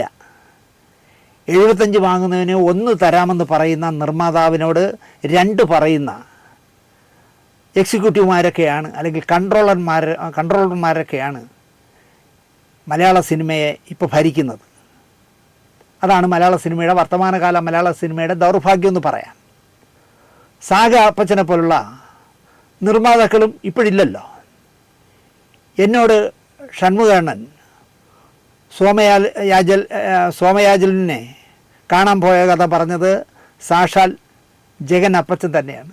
അദ്ദേഹമാണ്, അപ്പച്ചൻ സാറാണ് എന്നോട് ഒരു ദിവസം പറഞ്ഞത്, മോനെ, എല്ലാവരും മോനെ എന്ന് വിളിക്കും, മോനെ, ഷൺമുഖണ്ണനെ വിശ്വസിച്ച് ഞാൻ അയച്ചു. ഒരു 2 ലക്ഷം രൂപയിൽ ഒതുക്കാൻ പറഞ്ഞു. അയാൾ 2 ഒതുങ്ങിയില്ലെങ്കിൽ 3 വേണമെങ്കിലും കൊടുക്കാൻ പറഞ്ഞു. നമുക്ക് അയാൾ വേണം ഈ പടത്തിന്. ഒരു സംഗീത ഭാഗവതരാണല്ലോ. ഷൺമുഖണ്ണൻ പോയി 1.35 ഒതുക്കിയ കഥ എന്നോട് പറഞ്ഞത് സാഗാ അപ്പച്ചൻ സാറാണ്. എന്ന് മാത്രമല്ല, സിനിമയിൽ നിന്ന് പെട്ടെന്ന് ഷൺമുഖണ്ണൻ പുറത്തായല്ലോ. അവിടെയാണ് മലയാള സിനിമ തൊലഞ്ഞത്. മലയാള സിനിമ താരങ്ങൾക്ക് ഒരു പണിയും ചെയ്യാൻ പറ്റില്ല, വരച്ച വരെ നിർത്തി ഷൺമുഖണ്ണൻ വർക്ക് ചെയ്യിക്കുമായിരുന്നു. ഏതോ ഒരു സെറ്റിൽ നിന്ന് സാഗാ അപ്പച്ചൻ്റെ സെറ്റിലേക്കാണെന്ന് തോന്നുന്നു, ചക്കരൂമ്മയുടെ ഏതോ ഒരു സെറ്റിലേക്ക് പറഞ്ഞ ദിവസം മമ്മൂട്ടി വന്നില്ല. ഷൺമുഖണ്ണൻ ഒരു അംബാസഡർ കാർ കയറി നേരെ ലൊക്കേഷനിൽ ചെന്ന് ആ മമ്മൂട്ടി അഭിനയിച്ചുകൊണ്ടിരിക്കുന്ന സെറ്റിൽ അവിടെ ചെന്നിറങ്ങിയിട്ട് അദ്ദേഹം ഒന്ന് മൂരിയിട്ട് മുണ്ടൊന്ന് മുറുക്കി കൊടുത്തു, ചിരിച്ചുകൊണ്ട് മുറുക്കി കൊടുത്ത് മമ്മൂട്ടിയുടെ മുന്നിലേക്ക് ചെന്നു. ആ സെറ്റിലെ മേക്കപ്പ് അഴിക്കാതെ മമ്മൂട്ടി ഒരക്ഷരം പറയാതെ വന്ന് കാറ് കയറി. അപ്പം ഷൺമുഖണ്ണൻ കൊണ്ട് പോവുകയും ചെയ്തു. പക്ഷേ താരങ്ങൾക്ക് അപ്രമാദിത്വം വരുന്ന ഒരു കാലഘട്ടം മലയാള സിനിമയിലേക്ക് പതിയെ വന്നു തുടങ്ങിയ കാലത്ത് ഒരുമാതിരി മാർക്കറ്റ് വാല്യൂ ഉള്ള നടന്മാരെല്ലാം ഒരേ വാശിയിലൊരു കാര്യം പറഞ്ഞു, ഈ പടത്തിൽ ഷമ്മൂണനെ വയ്ക്കാൻ പറ്റില്ല, ഷമ്മൂണൻ കൺട്രോളറാണെങ്കിൽ ഞാനില്ല, നീ ഇല്ലെങ്കിൽ നിൻ്റെ അച്ഛനെ വയ്ക്കൂടാന്ന് പറയാനുള്ള നിർമ്മാതാക്കളും ഇല്ലാതായിപ്പോയി. അങ്ങനെ പാവം ഷമ്മൂണനെ ഒതുക്കിക്കളഞ്ഞു, ഒരു പടം പോലും ഇല്ലാതെ ഒതുക്കിക്കളഞ്ഞു. ആ ഒതുക്കിയതിൽ വേണമെങ്കിൽ പരിഭവമായിട്ട് ഞാൻ പറയുകയാണ്, സത്യനന്ദിക്കാട് പോലും, സത്യൻ്റെ ഏറ്റവും വലിയ ഗുണം അദ്ദേഹം വർക്ക് ചെയ്യുന്ന സിനിമയ്ക്ക് അദ്ദേഹം ചില കണ്ടീഷനുകൾ പറയും. എൻ്റെ ഈ പടം വർക്ക് ചെയ്യണമെങ്കിൽ ഇന്ന ആളായിരിക്കണം എക്സിക്യൂട്ടീവ്, എൻ്റെ പടത്തിൻ്റെ സ്റ്റില്ലെടുക്കുന്നത് മോമി ആയിരിക്കണം, എൻ്റെ ക്യാമറ വർക്ക് ചെയ്യുന്നത് വിപിൻ മോഹൻ ആയിരിക്കും എന്നൊക്കെ പറഞ്ഞ് അതുണ്ടെങ്കിൽ മാത്രമേ ഞാൻ ചെയ്യുന്നുള്ളൂ എന്ന് പറയുന്ന ആളാണ്. ആ സത്യേട്ടൻ പോലും ഷമ്മൂണനെ ഒതുക്കാൻ കൂട്ടുനിന്നു എന്നുള്ളതാണ്. അങ്ങനെ താരങ്ങൾക്ക് അപ്രമാദിത്വം വരാനായി ഷമ്മൂണനെ പോലെ നട്ടല്ലുറപ്പുള്ള ചങ്കുറപ്പുള്ള ആളുകളെ ഒതുക്കിക്കിടത്ത് നിന്നാണ് മലയാള സിനിമ തുലയാൻ തുടങ്ങിയത് എന്ന് ഞാൻ പറയും. കുറച്ച് നാൾ മുമ്പ് ഹരീഷ് കണാരൻ കുറച്ച് കാര്യങ്ങൾ പറഞ്ഞപ്പോൾ വിശദമായി ബാദുഷയെ പറ്റി പറഞ്ഞതിനാൽ ഇപ്പോൾ ബാദുഷയും ബാദുഷയുടെ മകളുമൊക്കെ ന്യായീകരണമായി വന്നപ്പോൾ കണ്ടതായി കാണിക്കണ്ട എന്നാണ് ഞാൻ കരുതിയത്. എന്നെ ഒരു ദിവസം എന്തോ ഞാൻ ബാദുഷയെക്കുറിച്ച് പറഞ്ഞപ്പോൾ 2 വർഷം മുമ്പ് ഞാൻ പറഞ്ഞു ഈ ബാദുഷയെ സൂക്ഷിക്കണമെന്ന്. എൻ്റെ വളരെ അടുപ്പമുള്ള ആളാണ്. പക്ഷേ ഞാൻ പറഞ്ഞു നമ്മൾ ഈ പ്രോഗ്രാമിൽ വെള്ളം ചേർക്കില്ല, അതിന് ആർക്ക് എന്നെ ഇഷ്ടപ്പെട്ടാലും ഇഷ്ടപ്പെട്ടില്ലെങ്കിലും. നമ്മൾ ഗുരുനാഥൻ തന്നെ മരിക്കുന്നതിന് മുമ്പ് എനിക്കിട്ട് പണിഞ്ഞ കഥയുണ്ടല്ലോ, അതൊക്കെ ഇതാണ് കേസ്. നമ്മൾ പറയാനുള്ള സത്യസന്ധമായി പറയും. ഞാൻ അങ്ങനെ പറഞ്ഞപ്പോൾ ബാദുഷ എന്നെ വിളിച്ചു, ദിനേശേട്ടാ നിങ്ങൾക്ക് എന്തെങ്കിലും എന്നെപ്പറ്റി പറയാനുണ്ടെങ്കിൽ ആദ്യം എന്നോട് ചോദിക്കണ്ടേ ദിനേശേട്ടാ. ഞാൻ പറഞ്ഞ എങ്ങനെ നീ ഇന്ന പോകൃത്തനം കാണിച്ചു എന്ന് എന്നോട് ചോദിക്കണേ ഇതിന്, പിന്നെ എനിക്ക് പ്രോഗ്രാം ചെയ്യാൻ ഒക്കില്ല, കാരണം നീ നിൻ്റെ ന്യായം പറയും. അപ്പം ഞാൻ വിചാരിക്കും ഇനി ഇത് ചെയ്യണ്ട എന്ന് വിചാരിക്കും. അങ്ങനെ അതുകൊണ്ട് തന്നെ ബാദുഷയായിട്ടുള്ള ബന്ധം എവിടെയോ നശിച്ചു പോയിരിക്കാം. അദ്ദേഹം തന്നെ എവിടെയോ ഒരു ഇൻ്റർവ്യൂവിൽ പറയുകയും ചെയ്തു, ഒരു പടം ചെയ്തിട്ട് പിന്നെ പടമൊന്നും കിട്ടാത്ത ഈ ദിനേശ് എന്ന് പറഞ്ഞ ആളെ അയാൾ പറയുന്നതെന്ന് ഞാൻ കാര്യമായിട്ട് എടുക്കുന്നില്ല. ഞാൻ 2 വർഷം മുമ്പ് മലയാള സിനിമയ്ക്ക് പിടിച്ചൊരു ക്യാൻസറാണ് ഈ ബാദുഷ ചെയ്തുകൊണ്ടിരിക്കുന്നതെന്ന് പറഞ്ഞു. ആ പറഞ്ഞതിൽ തന്നെയാണ് ഇപ്പോൾ എത്തി നിൽക്കുന്നത്. നമ്മൾ ഒന്നും പ്രവചിക്കുകയല്ല, അനുഭവങ്ങളിൽ നിന്ന് പലരും പറയുന്നതിൽ നിന്ന് ക്രോഡീകരിച്ചാണ് ഞാൻ പറഞ്ഞത്. അന്ന് മുതൽ ബാദുഷ എന്നെ ശത്രുവായിട്ടാണ് കാണുന്നതെന്ന് എനിക്കറിയാം. പക്ഷേ ഭാഗ്യത്തിന് ഒരിടത്ത് വെച്ചും പിന്നെ ബാദുഷയെ കാണേണ്ടി വന്നില്ല. ഞാൻ ബാദുഷയെ കണ്ടാൽ ഇപ്പോഴും ചിരിച്ച് കൈ കൊടുക്കും, പക്ഷേ ബാദുഷ ചിലപ്പോൾ കൈ തരാൻ സാധ്യതയില്ല. നമ്മളുള്ളതാണ് പറഞ്ഞത്. ഇപ്പം തന്നെ ഹരീഷ് കണാരൻ അയാൾക്ക് കൊടുക്കാനുള്ള 20 ലക്ഷം രൂപ ചോദിച്ചപ്പോൾ അയാളെ സിനിമയിൽ നിന്ന് ഔട്ടാക്കി എന്ന് പറഞ്ഞതിന് മറുപടിയുമായിട്ട് ബാദുഷയും ബാദുഷയുടെ മകളും അതിൻ്റെ വിശദീകരണവുമായി വന്നു. ഈ മകളും ഭാര്യയൊക്കെ എന്തിനെന്ന് ഇതിൽ വരണേ? ഇപ്പോൾ ബാദുഷ പറയുന്നു എൻ്റെ മകന് കോളേജിൽ പോകാൻ നിർത്തില്ലാന്ന്. അത് കണ്ടപ്പോഴും ഞാൻ വിചാരിച്ചു, നമ്മൾ ഈ പണ്ടാരം ഇനി ഇത് പറയണ്ട എന്ന് പറഞ്ഞ് ഞാൻ വിട്ടതാണ്. ഇപ്പം തന്നെ ആവശ്യത്തിലധികം ശത്രുക്കൾ എൻ്റെ കയ്യിലുണ്ട്. ഇനിയും ബാദുഷയെ വലിയ ശത്രുവാക്കണ്ട എന്ന് ഞാൻ കരുതി. പുത്തൻ പണവും വേറെ ചിലതും കൈവശമുള്ളതിനാൽ പുത്തൻ പണം വന്നു കയറുന്നവരുടെ ശത്രുവാകാതിരിക്കുന്നതാണ് നമുക്ക് നല്ലതെന്നും തോന്നി. എന്തിനാന്നേ എന്നെ തല്ലണ്ട അമ്മാവ, ഞാൻ നന്നാവില്ല എന്ന് ചിന്തിക്കുന്നവരെ പറ്റി വീണ്ടും വീണ്ടും പറയുന്നത് എന്ന് ഞാൻ ചിന്തിച്ചു. നന്നാവില്ല, പിന്നെ ഞാൻ എന്തിനെന്നേ വീണ്ടും വീണ്ടും പറയണേ? പക്ഷേ നമ്മുടെ പ്രേക്ഷകർ സമ്മതിക്കില്ല. ഒരു ഇഷ്യൂ സിനിമയിൽ വന്നാൽ അതിന് നമ്മുടെ കാഴ്ചപ്പാട് പറഞ്ഞിരിക്കണം എന്ന സ്ഥിതിയാണ് ഇപ്പോൾ സത്യത്തിൽ. ഈ വാർത്തയ്ക്ക് എന്താണ് നിങ്ങൾക്ക് പറയാനുള്ള മറുപടി? അത് നിങ്ങൾ പറയണം എന്ന് എന്നെ വിളിച്ച് പറയുമ്പോൾ എനിക്ക് പറയാതിരിക്കാനും വയ്യ. അതിനാണ് ഞാൻ സത്യം പറഞ്ഞത്, നമ്മുടെ പ്രേക്ഷകർക്കാണ് ഞാൻ മുഖ്യ സ്ഥാനം നൽകുന്നതും, അല്ലാതെ വ്യക്തിബന്ധങ്ങൾക്കല്ല. അയ്യോ ഈ പ്രേക്ഷകൻ പറഞ്ഞ് ഈ പ്രോഗ്രാം ഞാൻ ചെയ്താലേ എന്നോട് മറ്റോ പിണങ്ങൂല്ലേ എന്ന് ഞാൻ ചിന്തിക്കാറുമില്ല. പറയാൻ വിട്ടു, ഇടയ്ക്കിടയ്ക്ക് എന്നെ വിളിക്കുന്ന പുതിയ സിനിമയിലെ ചുരുക്കം പേരിലൊരാളാണ് ധർമ്മജൻ ബോൾഗാട്ടി. ഇടയ്ക്കിടയ്ക്ക് എന്നെ വിളിക്കും. അപ്പോൾ അന്നത്തെ ദിവസം പോക്കാണ്, കാരണം ഒരു മണിക്കൂറിലധികം കടന്നു പോകും. കാരണം ധർമ്മജൻ വിളിക്കുമ്പോൾ പലപ്പോഴും ധർമ്മജനായിരിക്കില്ല. അങ്ങനെയാണ് ധർമ്മജൻ സംസാരിക്കുന്നത്. രാഷ്ട്രീയം, സിനിമ, ആനുകാലികം ഒക്കെ ധർമ്മജൻ സംസാരിക്കും. ധർമ്മജൻ്റെ വ്യൂ പോയിൻറ്റിൽ ഞാൻ ധർമ്മജനോട് പരമാവധി തർക്കിക്കാറുമില്ല. കാരണം ധർമ്മജൻ കോൺഗ്രസ് സ്ഥാനാർത്ഥിയായിട്ട് കൈപ്പത്തി ചിഹ്നത്തിൽ മത്സരിച്ചതല്ലേ, അപ്പോൾ അയാൾക്ക് കോൺഗ്രസ്സുമായിട്ടുള്ളതല്ലേ സംസാരിക്കാൻ പറ്റും. അങ്ങനെയല്ല കേട്ടോ, തൻ്റെ ആ സതീശൻ എന്ന് പറഞ്ഞ വിഡ്ഢി കാണിക്കുന്നത് ശരിയല്ല എന്നൊന്നും ഞാൻ പറയാൻ പോകില്ല. ധർമ്മജൻ എന്ത് പറയോ അതെല്ലാം ഞാൻ കേൾക്കും. ഇടയ്ക്ക് വിളിച്ചപ്പോൾ ഹരീഷ് കണാരൻ്റെ വിഷയം കടന്നു വന്നു. ഹരീഷിനെ മാത്രമല്ല എന്നെയും പൈസ വാങ്ങിച്ച് പറ്റിച്ചെന്ന് ഹരീഷ് പരസ്യമാക്കേണ്ട വല്ല കാര്യമുണ്ടോ എന്ന് ഹരീഷിനോട് ചോദിക്കാനുള്ള ചോദ്യം എന്നോട് ചോദിച്ചു ധർമ്മജൻ. ഹരീഷ് വിഷമം വന്നവൻ പറഞ്ഞു, എന്നെ മാത്രമല്ല പറ്റിച്ചത്, എൻ്റെ സുഹൃത്തായ ധർമ്മജനെയും പറ്റിച്ചു. അങ്ങനെ ചോദിക്കേണ്ട കാര്യം ഞാൻ എൻ്റെ നിന്ന് കടം വാങ്ങിച്ചെങ്കിൽ അത് ഞാനല്ലേ പറയാൻ, എന്തിനാണ് ഹരീഷ് ചോദിച്ചതെന്നൊക്കെ പറഞ്ഞു കുറേ എന്നോട് അടത്തിട്ടു ധർമ്മജൻ. ഞാനും ബാദുഷയും കുടുംബ സുഹൃത്തുക്കളാണ്. സിനിമയില്ലെങ്കിൽ ഞങ്ങൾ ഫാമിലിയായിട്ട് കുടുംബസമേതം ടൂറൊക്കെ പോവും. അത്രയും ബന്ധമായതിനാൽ ചിലപ്പോൾ എൻ്റെ നിന്ന് കാശ് വാങ്ങിയിരിക്കാം, അത് മടക്കി തന്നില്ലായിരിക്കാം. അത് ഹരീഷ് കണാരൻ പരസ്യമാക്കിയത് എന്തിനെന്നാണ് ധർമ്മജ എന്നോട് ചോദിച്ചത്. ന്യായമായ ചോദ്യമാണ്. അല്ല ധർമ്മജ, ഒരു സംശയം ചോദിക്കട്ടെ? നിങ്ങൾ ചോദിക്കുക. ദിനേശ് ഏട്ടന് എന്നോട് എന്തും ചോദിക്കാം, ചോദിക്കുക. അത്രയും സ്വാതന്ത്ര്യമുണ്ട് എനിക്ക് ധർമ്മജനോട്. ധർമ്മജൻ്റെ കയ്യിൽ നിന്ന് ബാദുഷ പൈസ കടം വാങ്ങുന്നു. ഈ കാര്യം പുറത്തറിയണമെങ്കിൽ ഒന്നുകിൽ ബാദുഷ പറയണം, ഇല്ലെങ്കിൽ ധർമ്മജൻ പറയണം. അങ്ങനെ പരസ്യമായി ഇതിൽ ആരാ പറഞ്ഞ ധർമ്മജ? നിങ്ങളിൽ ആരോ കണാരനോട്, ഹരീഷ് കണാരനോട് ഈ കാര്യം പറഞ്ഞു. ആരാ പറഞ്ഞേ? അതിപ്പോൾ വർത്തമാനത്തിനിടയിൽ ഞാൻ പറഞ്ഞിരിക്കാം, അത് പരസ്യമാക്കാൻ പറയുന്നതല്ലല്ലോ എന്നായി ധർമ്മജൻ. ധർമ്മജൻ ശരിക്കും പെട്ടു. എൻ്റെ വീട്ടിൽ ഞാനൊരു കൂടിക്കാഴ്ച വിളിക്കാം, നമുക്ക് സംസാരിച്ച് പരിഹാരം കാണാമെന്ന് ഞാൻ ഹരീഷിനോട് പറഞ്ഞതുമാണ്. എല്ലാം കേട്ടോണ്ട് പോയി. പിറ്റേന്ന് അവൻ തോന്നിയതൊക്കെ ചാനലുകാരുടെ മുമ്പിൽ വിളിച്ചു പറഞ്ഞു. ഇനി അത് നടക്കൂല കേട്ടോ. എടാ, എന്ത് വിളിച്ചു പറഞ്ഞാലും കടം കൊടുത്തിട്ടുണ്ടെങ്കിൽ അത് തിരിച്ചു കൊടുക്കാനുള്ള മര്യാദ കാണിക്കണ്ടേ? ഞാൻ വിചാരിക്കാത്ത കാര്യങ്ങൾ ഹരീഷ് പറഞ്ഞതുകൊണ്ട് ഞാൻ ഇനി പണം കൊടുക്കൂല എന്ന് പറയാൻ പറ്റുമോ? എൻ്റെ കാശ് അത് ഞങ്ങൾ തമ്മിൽ തീർത്തോളാം, ധർമ്മജൻ പറയുകയാണ്. അങ്ങനെയാണ് ഇപ്പോൾ ധർമ്മജൻ്റെ നിലപാട്. എൻ്റെ നിന്ന് കാശ് വാങ്ങിച്ചിട്ടുണ്ടെങ്കിലേ അത് ഞങ്ങൾ തമ്മിൽ തീർത്തോളാം. ഇതിൽ മൂന്നാമതൊരു ഹരീഷ് ആവശ്യമില്ല എന്നാണ് ധർമ്മജൻ പറയുന്നത്. അപ്പോൾ ഹരീഷ് പറഞ്ഞ കാര്യം ധർമ്മജൻ നിഷേധിക്കുന്നില്ല എന്നുള്ളതാണ് ഇതിലെ തെളിവ്. കാരണം ബാദുഷ പൈസ കൊടുക്കാനുണ്ട് എന്നുള്ളതുകൊണ്ടാണല്ലോ ഞങ്ങൾ തമ്മിൽ പൈസയുടെ കാര്യമുണ്ട്, അത് ഞങ്ങൾ തമ്മിൽ തീർത്തോളാം എന്ന് ധർമ്മജൻ പറയുന്നത്. എന്നാൽ ബാദുഷയെ പിണക്കാനും ധർമ്മജൻ തയ്യാറല്ല. പിന്നെ അടുത്ത് പറയുന്നത് നിഖില വിമൽ എന്ന് പറഞ്ഞ യുവനടി പറഞ്ഞത്, ഞാൻ അഭിനയിച്ച 4 പടങ്ങളുടെ പ്രതിഫലം ഒരു നിർമ്മാതാവ് തന്നിട്ടില്ല എന്നാണ്. ഒരു നിർമ്മാതാവ് തന്നിട്ടില്ല. അതിനും ബാദുഷ കയറി മറുപടി പറയുകയാണ്. നിഖില വിമൽ പറഞ്ഞത് ഒരു പ്രൊഡ്യൂസർ പറ്റിച്ചെന്നാണ്. ഞാൻ പ്രൊഡ്യൂസറായ സിനിമയിലൊന്നും നിഖില അഭിനയിച്ചിട്ടില്ല.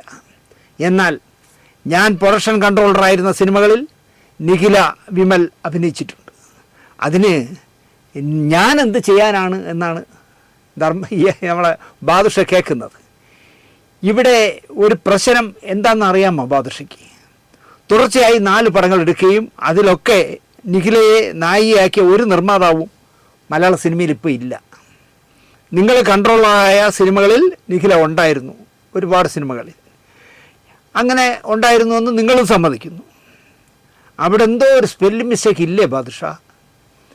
ആ കുട്ടിയുടെ മാന്യത കൊണ്ടായിരിക്കാം അത് പ്രൊഡക്ഷൻ കൺട്രോളർ എന്ന് പറയാതെ, നിങ്ങളിപ്പോൾ പ്രൊഡ്യൂസറാണല്ലോ, അത് വെച്ച് സംസാരിച്ചത്. നിങ്ങൾ എക്സിക്യൂട്ടീവ് പ്രൊഡ്യൂസറായി നിങ്ങളും പെണ്ടാട്ടിയൊക്കെ കുറേ സിനിമകൾ ചെയ്തല്ലോ, അത് വെച്ചായിരിക്കും നിങ്ങളെ പ്രൊഡ്യൂസർ എന്ന് പറഞ്ഞത്. ഹരീഷ് കണാരൻ്റെയും ബോൾഗാട്ടി ധർമ്മജൻ്റെയും വാചകങ്ങളുമായി കൂട്ടി വായിക്കുമ്പോൾ നിഖില വിമൽ പറയുന്ന സാറ് മറ്റൊരു സാറാകാൻ സാധ്യത കുറയുന്നു ബാദുഷ. അവരുടെ മാന്യത കൊണ്ടോ ഹരീഷിന് സംഭവിച്ചതൊക്കെ ഇനി എനിക്കും സംഭവിക്കണ്ട എന്നോ നിഖില വിചാരിച്ചിരുന്നതാണെങ്കിലോ? എന്തായാലും വാങ്ങിച്ചവന് നാണമില്ലെങ്കിലും എനിക്ക് നാണമുണ്ട് എന്നതിനാലാണോ എന്തുകൊണ്ടോ നിഖില ആരുടെയും പേര് പറയുന്നില്ല. എൻ്റെ നിന്ന് 4 പടങ്ങളുടെ പൈസ ഒരു എംബോക്കി തരാനുണ്ടെന്ന് പറഞ്ഞതല്ലാതെ അത് ഇന്ന ആളാണെന്ന് പറയുന്നത് ആ കുട്ടിയുടെ മാന്യത കൊണ്ടായിരിക്കാം. പക്ഷേ എനിക്ക് പൈസ കിട്ടാനുണ്ട് എന്ന് ആ കുട്ടി പറയുന്നുണ്ട്. പക്ഷേ അതിൽ കയറി ബാദുഷ പിടിച്ചത് എന്തിനാണെന്ന് നിഖില വ്യക്തമാക്കണം. ഞാൻ പ്രൊഡ്യൂസ് ചെയ്ത ഒരു പടത്തിലും ഇവർക്ക് പൈസ കൊടുക്കാനില്ല. ഞാൻ കൺട്രോളറായിരുന്ന കുറേ സിനിമകളിൽ നിഖില ഉണ്ടായിരുന്നു എന്ന് പറയുന്ന ബാദുഷ ആണോ നിങ്ങൾക്ക് 4 പടത്തിൻ്റെ പൈസ തരാനുള്ളതെന്ന് നിങ്ങളാണ് പറയേണ്ടത്. ഇവിടെ വേണമെങ്കിൽ ഒരു കൊച്ചു കഥ വേണമെങ്കിൽ പറയാം, ആവശ്യമില്ലാത്തൊരു കഥയാണ്. ബെന്നി പി നായരമ്പലം എൻ്റെ അടുത്ത സുഹൃത്താണ്. അദ്ദേഹം വിഗും റോസ് പൗഡറും ഉരുട്ടിയ കണ്ണും കൊണ്ട് നടക്കുന്ന മഹാന് വേണ്ടി ഒരു ഹൊറർ സിനിമ ചെയ്തല്ലോ, വലിയ വിജയമായി. അപ്പം ഈ സംവിധായകൻ തന്നെയാണ് നിർമ്മാതാവ്. കോടികൾ കിട്ടി. ബെന്നിക്ക് കൊടുത്തത് 30,000 രൂപ അഡ്വാൻസ് കൊടുത്തു തിരക്കഥയ്ക്ക്. സെറ്റിൽ വെച്ച് പല്ലുവേദന വന്നപ്പോൾ ഡോക്ടറെ കാണാൻ പോകാൻ 3,000 രൂപ കൊടുത്തു, 33,000 രൂപ കൊടുത്തു. പക്ഷേ ആ പടം കോടികൾ വാരി. അതിൻ്റെ 2ാം ഭാഗം എടുത്തു. 2ാം ഭാഗം എടുക്കാൻ നേരത്ത് ബൈപ്പാസ് എന്തോ കഴിഞ്ഞിട്ട് റെസ്റ്റ് എടുക്കുകയാണ് ബെന്നി. എന്നിട്ടും ബെന്നി വിളിച്ച് സംവിധായകനോട് പറഞ്ഞു, എനിക്ക് കഴിഞ്ഞ പടത്തിൻ്റെ സ്ക്രിപ്റ്റ് എഴുതിയ പൈസ തന്നിട്ടില്ല, നിങ്ങൾക്ക് കോടികൾ കിട്ടി, നിങ്ങൾ ഇതായ 2ാം ഭാഗം എൻ്റെ പെർമിഷൻ ഇല്ലാതെ എടുക്കുന്നു. ഇല്ല മോനെ, നിൻ്റെ കഥയല്ലടാ, അത് വേറെ കഥ എന്നൊക്കെ പറഞ്ഞിട്ട് ഈ 2ാം ഭാഗം തന്നെ, ആദ്യ പടത്തിൻ്റെ 2ാം ഭാഗം തന്നെ എടുത്തു. അപ്പോൾ അതിൻ്റെ കൺട്രോളർ ബാദുഷയാണ്. ബാദുഷയെ വിളിച്ചിട്ട് ബെന്നി പറഞ്ഞു, എനിക്കിങ്ങനെ ആദ്യ പടത്തിൻ്റെ പൈസ കിട്ടിയിട്ടില്ല, ഇപ്പോൾ 2ാമത്തെ പടം നിങ്ങളാണ് വർക്ക് ചെയ്യുന്നത്, ആ പടത്തിൻ്റെ എന്നോട് പെർമിഷൻ ഇല്ലാതെയാണ് അത് ചെയ്യുന്നത്, ഒരു പ്രശ്നവുമില്ല, ഞാൻ വാങ്ങിച്ചു തരാം. ഞാൻ പറഞ്ഞാൽ മറ്റേ വിഗൂരി വെച്ചിട്ട് പൈസ കൊടുക്കണമെന്ന് പറയും, ഞാൻ വാങ്ങിച്ചു തരാം. പടം തീർന്നു, തിയേറ്ററിൽ വന്ന് അതും വാരി കുറേ, 10 പൈസ ഈ ബാദുഷ വാങ്ങിച്ചു കൊടുത്തില്ല. അതിന് ബാദുഷ പറഞ്ഞ മറുപടി എന്താണ്? അതാണ് രസം. എനിക്കും കിട്ടിയില്ല ഏട്ടാ. നിങ്ങൾക്ക് കിട്ടാത്ത 2ാമത്തെ കാര്യമല്ലേ, നിങ്ങളോട് വിളിച്ച് സംഘടനാപരമായി പരാതി പറഞ്ഞതല്ലേ, അതിൻ്റെ ആ കെട്ടും പറ്റും തീർത്തിട്ട് നിങ്ങൾ 2ാം ഭാഗം തുടങ്ങിയാൽ മതി എന്ന് പറയണ്ടേ. അപ്പോൾ ബാദുഷ ഇത്തരം കാര്യങ്ങളിലൊക്കെ മോശമല്ലാതെ കളിക്കും എന്നുള്ളത് ഉറപ്പാണ്. നിർമ്മാതാക്കളെ സംശയമനിൽ നിർത്തി അവരുടെ അപ്രീതി അപ്രീതി നേടാതെ തുറന്നു പറയാമായിരുന്നു നിഖിലയ്ക്ക് ആ പേര്, ആ നിർമ്മാതാവ് എന്ന് പറഞ്ഞ 4 പടം എടുത്തിട്ട് 4 പടത്തിന് പൈസ തരാത്ത എംബോക്കി ആരെന്ന് നിഖില പറയണമായിരുന്നു. പിന്നെ 5 വർഷം കൊണ്ട് ഹരീഷ് കണാരന് 72 സിനിമകൾ വർക്ക് ചെയ്ത് കൊടുത്തിരുന്നുവെന്നും 20 ലക്ഷമല്ല 14 ലക്ഷമാണ് ഞാൻ വാങ്ങിയതെന്നും പലപ്പോഴായി 7 ലക്ഷം മടക്കി കൊടുത്തു, ബാക്കി 7 ലക്ഷം ഹരീഷ് ചോദിക്കില്ല എന്നാണ് ഞാൻ കരുതിയത് എന്നും ഈ ഇഷ്യൂവിനെ പറ്റി ബാദുഷ വിശദീകരിക്കും. എന്ത് രസമായിട്ട് പറയണം എന്നാലോചിക്കേ. ഞാൻ വർക്ക് ചെയ്ത, പ്രൊഡ്യൂസ് ചെയ്തതല്ലല്ലോ, ഞാൻ എക്സിക്യൂട്ടീവായിട്ട് വർക്ക് ചെയ്ത സിനിമകളിൽ 72 എണ്ണത്തിൽ വർക്ക് ചെയ്തു 5 വർഷത്തിൻ്റെ. അപ്പോൾ ഏതാണ്ട് 10-15 പടം വീതം ഓരോ വർഷവും വർക്ക് ചെയ്തു. അപ്പോൾ ഞാൻ 20 ലക്ഷം ഒന്നും വാങ്ങിച്ചില്ല, 14 ലക്ഷം വാങ്ങിച്ചുള്ളൂ. അത്യാവശ്യം പറയുമ്പോൾ ഞാൻ 7 ലക്ഷം തിരിച്ചു കൊടുത്തു, ബാക്കി 7 ലക്ഷം വേണ്ട എന്ന് വയ്ക്കുമെന്നാണ് ഞാൻ വിചാരിച്ചത്. അതെന്തിനാ ഇങ്ങനെ വേണ്ടാതെ വയ്ക്കുന്ന ബാദുഷ, നിങ്ങളാണെങ്കിൽ ഇത് ചെയ്യൂ. ഇതും ഒരു ഉഡായിപ്പ് മണക്കുന്നു ബാദുഷ എന്നാണ് എനിക്ക് ഡോക്ടർ ബാദുഷയോട് പറയാനുള്ളത്. മറ്റേ 2 പേർ ഇതുപോലെ ഞാൻ വാങ്ങിയ കാശ് വേണ്ടാന്ന് വെച്ചപ്പോൾ, മറ്റേ 2 പേർ ആരൊക്കെയെന്തോ, ഒന്ന് ധർമ്മജനായിരിക്കും, വേണ്ടാന്ന് വെച്ചോന്ന് എനിക്കറിയില്ല. മറ്റേ 2 പേർ ഇതുപോലെ ഞാൻ വാങ്ങിയ കാശ് വേണ്ടാന്ന് വെച്ചപ്പോൾ ഇദ്ദേഹവും വേണ്ടാന്ന് വയ്ക്കും എന്ന് ഞാൻ കരുതിയെന്നും കാശ് മടക്കി തന്നില്ലേലും വേണ്ടില്ല, എനിക്ക് സിനിമയിൽ അവസരങ്ങൾ തരൂ എന്ന് പറഞ്ഞു. പുള്ളിക്ക് അത്യാവശ്യം വന്നപ്പോഴൊക്കെ ഞാൻ കാശ് കൊടുത്തിട്ടുണ്ട്. കാശില്ലാത്തപ്പോൾ അയാൾ ചോദിച്ചപ്പോൾ എൻ്റെ കയ്യിൽ കൊടുക്കാൻ പറ്റിയില്ല, എൻ്റെ ഇല്ല എന്ന് ഞാൻ പറഞ്ഞു. കടം വാങ്ങിച്ചിട്ടാണ് പറയണത്. എൻ്റെ ഉണ്ടായിരുന്നപ്പോൾ ഞാൻ കൊടുത്തു, എൻ്റെ ഇല്ലാത്തപ്പോൾ ഞാൻ പിന്നെ ഇല്ലയെന്ന് തന്നെ പറയും. ഇവിടെയും വേണമെങ്കിൽ ഒരു കൊച്ചു കഥ പറയാം. ഞാൻ തിരുവനന്തപുരത്തുള്ള ഒരു വലിയ പ്രൊഡ്യൂസർക്ക്, വലിയ വിജയമായ സിനിമകൾ ചെയ്തൊരു പ്രൊഡ്യൂസർക്ക് അത്യാവശ്യമായിട്ട് 2 ലക്ഷം രൂപ വേണം. അപ്പോൾ അയാൾ ചെയ്യുന്ന ഒരു സീരിയൽ എൻ്റെ സ്റ്റുഡിയോ നടക്കുകയാണ്. ദിനേശേ, എവിടുന്നെങ്കിലും എനിക്ക് 2 ലക്ഷം ഒപ്പിച്ച് തരണമെന്ന് പറഞ്ഞു. ഞാനൊരു മുദ്ര ഫിലിംസിൽ പോസ്റ്റർ ഒക്കെ എടുത്ത് ബസ്സിൽ കയറ്റി വിടുന്നതും ഫിലിം പെട്ടി അയക്കുകയൊക്കെ ചെയ്യുന്നൊരു രാമചന്ദ്രനുണ്ട്. ഞാൻ രാമേന്ദ്രൻ്റെ എന്ന് പറഞ്ഞ്, രാമേന്ദ്രൻ ഞാൻ ഉറപ്പ് വരുന്നു ഒരു 2 ലക്ഷം രൂപ കൊടുക്കുമെന്നുണ്ട്. ആക്ക്, ഞാൻ പറഞ്ഞത് ഇന്ന ആക്ക്. അയാൾ കൊടുക്കില്ല, അയാൾ ലോക കള്ളനാണ്. അയാൾ നാട്ടുകാരിൽ നിന്ന് മുഴുവൻ വാങ്ങിച്ചിട്ട് പറ്റിച്ചിട്ട് നടക്കാം. നിങ്ങളെയും പറ്റിക്കും, നോക്കിയോ. അതൊക്കെ വിടുന്നേ, അയാളുടെ ഒരു ഇല്ലായ്മ കൊണ്ട് പറയുന്നതല്ലേ. ഞാൻ കൊടുക്കാം, പക്ഷേ അയാളുടെ ഭാര്യയുടെ ചെക്ക് തരണം. അപ്പം ഭാര്യ PWDയിൽ ഗസറ്റഡ് റാങ്ക് ഉദ്യോഗസ്ഥയാണ്. ഞാൻ വിളിച്ച് പറഞ്ഞു, ചേട്ടാ നിങ്ങളുടെ ഭാര്യയുടെ ചെക്ക് കൊടുത്താൽ 2 ലക്ഷം രൂപ തരാൻ ആളുണ്ട്. അത് പറ്റില്ല. ഞാൻ പറഞ്ഞു, എന്നാൽ ഇത് നടക്കില്ല. അതെന്ത്? ഞാൻ പറഞ്ഞു, നിങ്ങൾ കൈനീട്ടി വാങ്ങിച്ചാൽ തിരിച്ചു കൊടുക്കില്ലെന്നാണ് പറയണതെന്ന് പറഞ്ഞു. ഇയാൾക്ക് അത്യാവശ്യമുള്ളതുകൊണ്ട് ഇയാൾ ഭാര്യയെ ബ്രെയിൻ വാഷ് ചെയ്ത് കൊണ്ടുവന്ന് എൻ്റെ സ്റ്റുഡിയോ കൊണ്ടുവന്ന് ഞാൻ മറ്റേ ആളെ വിളിച്ച് വരുത്തി. അയാൾ 2 ലക്ഷം രൂപ കൊടുത്തു. 1 ലക്ഷം രൂപയ്ക്ക് 5000 രൂപ പലിശ, 3000 രൂപ പലിശ, 2 ലക്ഷം രൂപ കൊടുത്തു. അപ്പോൾ അവർ ഒപ്പിട്ടൊക്കെ എഗ്രിമെൻ്റൊക്കെ ഒപ്പിട്ട് ആ ചെക്കൊക്കെ കൊടുക്കുന്നുണ്ടപ്പോൾ അവർ കണ്ണ് നിറഞ്ഞു. ഞാൻ പറഞ്ഞു, ചേച്ചി കരയരുത്, നിങ്ങളുടെ ഭർത്താവ് പഴയ പ്രതാപത്തോടെ തിരിച്ചു വരും, ഞാനാണ് പറയണത് എന്നൊക്കെ പറഞ്ഞാൽ അവരെ ആശ്വസിപ്പിച്ച് വിട്ടു. ആദ്യത്തെ മാസം പലിശ കൊടുത്തു. 2ാമത്തെ മാസം പലിശ കൊടുക്കാത്തതുകൊണ്ട് വിളിച്ച് ചോദിച്ചു ഈ രാമേന്ദ്രൻ. ഇയാൾ എടുത്ത കയ്യിൽ പറഞ്ഞ മറുപടി, രാമേന്ദ്ര, കയ്യിൽ കാശുള്ളവരാരും പലിശയ്ക്ക് വാങ്ങിക്കില്ലല്ലോ. എനിക്ക് കയ്യിൽ കാശില്ലാത്തതുകൊണ്ട് ഞാൻ നിൻ്റെ നിന്ന് പലിശയ്ക്ക് വാങ്ങിച്ചു. അത് തരാൻ നിവൃത്തിയില്ല രാമേന്ദ്ര, അങ്ങനെ നിവൃത്തി കേടുകൊണ്ടല്ലേ നിൻ്റെ നിന്ന് വാങ്ങിച്ചത് എന്നായി. രാമേന്ദ്രൻ എന്നോട് പോലും പറയാതെ നേരെ PWDയുടെ ഇവിടുത്തെ പാളയത്തുള്ള ഓഫീസിൽ കയറി അങ്ങ് ചെന്നു. ഗസറ്റ് റാങ്ക് ഉദ്യോഗസ്ഥ അങ്ങനെ കറങ്ങണ കസേരി ഇരിക്കുക. രാമേന്ദ്രൻ ചെന്ന്, ഹലോ മാഡം എന്നെ അറിയോ? ഇല്ല, മറ്റേ ശാന്തിയുള്ള ദിനേശിൻ്റെ സ്റ്റുഡിയോ വെച്ചേ ഒരു 2 ലക്ഷം രൂപ കടം തന്ന ആളാണ് ഞാൻ. അവരൊന്ന് ചമ്മി. അതിനെന്താ ഇവിടെ വന്നേ? നിങ്ങളുടെ ഭർത്താവ് പറയാണ് കടം വാങ്ങിക്കുന്നത് പൈസ ഇല്ലാത്തവരാണ്, അപ്പോൾ പലിശ തരാൻ ഒക്കില്ലെന്ന് പറഞ്ഞു. എനിക്ക് പൈസ കിട്ടണം, ഇല്ലെങ്കിൽ ഞാൻ നിങ്ങളുടെ ചെക്ക് കൊണ്ടുവന്ന് ഇന്ന് കോടതി കൊണ്ടുവന്ന് ബൗൺസ് ചെയ്തിട്ട് കൊണ്ടുവന്ന് കോടതി കൊണ്ടു കൊടുക്കും, നിങ്ങളുടെ ജോലി തെറിക്കും എന്ന് പറഞ്ഞ് മറ്റ് കീഴുദ്യോഗസ്ഥരൊക്കെ ഇരിക്കുമ്പോൾ രാമേന്ദ്രൻ 4 ഷൗട്ടങ്ങ് അടിച്ചു കൊടുത്തു. വൈകുന്നേരം ആയപ്പോൾ പലിശയും കൊണ്ട് ഇദ്ദേഹം വന്നു. ദിനേശ് എന്നാലും വളരെ മോശമായിപ്പോൾ അയാൾ ഓഫീസിൽ നിന്ന് ആളായി. ഞാൻ പറഞ്ഞു, ഇപ്പം നിങ്ങൾക്ക് എവിടെ നിന്ന് കിട്ടി ഈ പലിശ കൊടുക്കാനുള്ള പൈസ? അതവൻ കൊടുത്തിരുന്നെങ്കിൽ അവൻ പറയൂ. അവനെ പോസ്റ്റർ ഒട്ടിച്ച് ജീവിക്കുന്ന പയ്യനാണ്, അവന് വേറൊരു മുഖമുണ്ട്. നിങ്ങളുടെ മുമ്പ് മാന്യമായിട്ട് പെരുമാറി, നിങ്ങൾ മര്യാദയ്ക്ക് ആ കാശ് കൊടുക്കുന്നു പറഞ്ഞു. പിറ്റേ മാസം പൈസ കൊടുത്തു, തിരിച്ചു കൊടുത്തു മുതൽ. ഇങ്ങനെയുള്ള ഐറ്റംസുകൾ ഈ നാട്ടിൽ ഒരുപാടുണ്ടെന്നേ. എന്ത് ചെയ്യാൻ പറ്റും? ഇപ്പോൾ ഇത് തന്നെ ആലോചിച്ച് നോക്ക്. കടമാറ്റി വാങ്ങിച്ചു മണിമാളിക പണിയാൻ, കയ്യിലുള്ളപ്പോഴൊക്കെ പൈസ വെച്ചപ്പോൾ കൊടുത്തു. ഹരീഷും വീട് വയ്ക്കുകയാണെന്ന്. അപ്പോൾ വീട് വയ്ക്കുമെന്നവർക്ക് അതിൻ്റെ ബുദ്ധിമുട്ട് മനസ്സിലാവും. എൻ്റെ ഈ പൈസ ഇല്ലാത്തപ്പോൾ ചോദിച്ചപ്പോൾ ഞാൻ ഇല്ല എന്ന് പറഞ്ഞു. അതിനെന്താ? അതുകൊണ്ട് ആ 7 ലക്ഷം രൂപ എൻ്റെ പറ്റിൽ എഴുതിക്കോ, ഞാൻ നിനക്ക് ജോലി ചെയ്തതായിട്ട് എഴുതിക്കോളാം. 72 പടത്തിൽ അവസരം കൊടുത്തതന്നെ. പ്രൊഡക്ഷൻ കൺട്രോളർ എങ്ങനെ ശമ്പളം പറ്റണേ? അത് പ്രൊഡ്യൂസറായി നിന്ന് വാങ്ങിക്കുകയല്ലേ. പറയുന്നത് കേട്ടാൽ തോന്നും കാശിന് അത്യാവശ്യം വന്നപ്പോഴൊക്കെ ഹരീഷ് കുറച്ച് കാശ് തന്ന് സഹായിക്കുക എന്ന് പറഞ്ഞു എന്നാണ്. ബാദുഷാ, ഞാൻ ഭയങ്കര ടൈറ്റാണ്, എനിക്ക് കുറച്ച് കാശ് തന്ന് സഹായിക്കും ബാദുഷാ എന്ന് പറഞ്ഞു എന്നാണ്. കടം കൊടുത്ത പൈസയാണ് ചോദിക്കണേ. എൻ്റെ നിന്ന് വാങ്ങിയ കാശ് താ എന്നാണ് ഹരീഷ് വാസ്തവത്തിൽ പറയേണ്ടത്. പക്ഷേ അയാൾ പറഞ്ഞില്ല.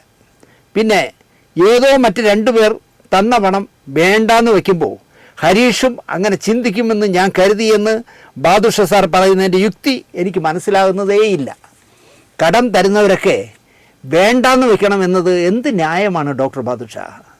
ഞാൻ നിങ്ങളിൽ നിന്ന് പ്രതാപകാലത്ത് ഒരു 10 ലക്ഷം വാങ്ങിയിട്ട് നിങ്ങളത് വേണ്ടാന്ന് വെച്ചോളൂ എന്ന് ഞാൻ പറഞ്ഞാൽ ഡോക്ടർ ബാദുഷ സമ്മതിക്കുമോ? അംബാനിക്കും അദാനിക്കും എന്തിന് നമ്മുടെ ഗോകുലം ഗോപാലേട്ടം സമ്മതിക്കുമോ?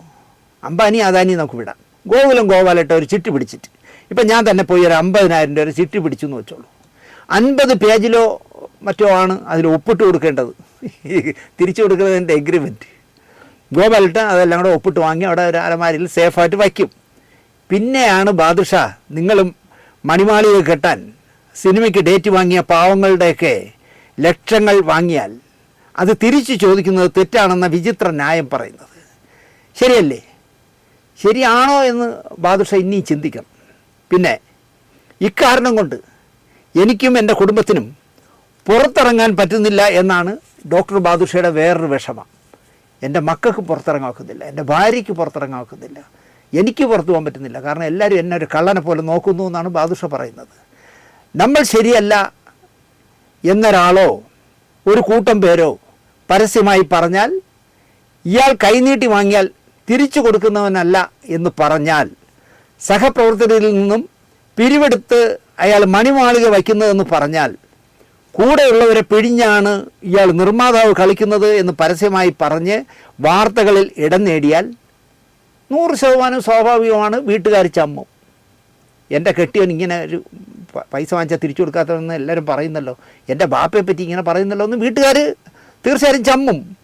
അയൽപക്കക്കാരുടെ മുഖത്ത് പോലും നോക്കാനാകാതെ ആകും. അതിനുള്ള ബാദുഷ വയ്ക്കുന്നുണ്ടല്ലേ. അതിന് നമ്മൾ മോളെ കൊണ്ടൊരു മറുപടി ഇട്ടാൽ തീരില്ല ബാദുഷ. നമ്മുടെ വീട്ടുകാരും ഭാര്യയും മക്കളും തലയുയർത്തി ജീവിക്കണമെന്ന് നമുക്കൊരു വാശിയുണ്ടെങ്കിലേ അവർ വിഷമിക്കാതെ ജീവിക്കൂ എന്ന ബോധം നമുക്കില്ലാതെ പോകുന്നതാണ് ബാദുഷ പ്രശ്നം. കടം തന്നവർക്കല്ല ആ ബോധം വരേണ്ടത്. ഈ ബാലപാഠം ഡോക്ടർ ബാദുഷയ്ക്ക് അറിയാഞ്ഞതാണ്.